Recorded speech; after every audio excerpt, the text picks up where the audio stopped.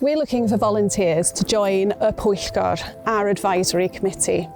We're looking for people who are passionate about the environment, culture, history of Wales, and we'd love to hear from you if you'd like to help us look after our amazing places. Mae'r Pwyllgor yn cyfarfod rhyw 5 gwaith y flwyddyn, a maen nhw'n helpu ni i ddod at persbectif newydd, i feddwl yn greadigol, ac yn helpu ni i gyflawni'n amcanion fel Ymddiriedolaeth Genedlaethol Cymru.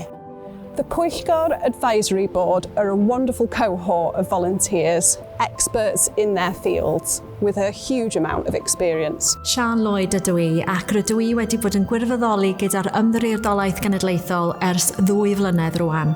Mae wedi bod yn diddorol iawn bod yn aelod o'r Pwyllgor i ddysgu mwy am gwaith eang yr elusen hyd a lled Cymru. Mae'r Ymddiriedolaeth yn edrych ar ôl ein hanes ni, ond hefyd mae'n edrych i'r dyfodol. I'm Jamie Seaton. I've been chair since late 2020.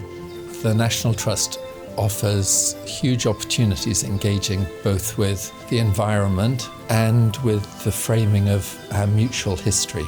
If your heart or your passionate interest suggests to you that this role would suit you, please apply. Mae'r elusen yn chwilio am bobl newydd i ymuno â'r Pwyllgor, bobl o bob ran o Gymru ac o genedlaethau gwahanol hefyd. In particular, we'd love to hear from you if you have experience and expertise in diversity and inclusion, Welsh culture and history, youth engagement, the visitor business, fundraising and sustainable development. Mae hwn yn cyfle gwych i ymuno hefo elusen cadwraethol mwyaf yn Ewrop ac i'n ymuno ni i edrych ar ôl rhai o'r llefydd mwyaf arbennig yng Nghymru.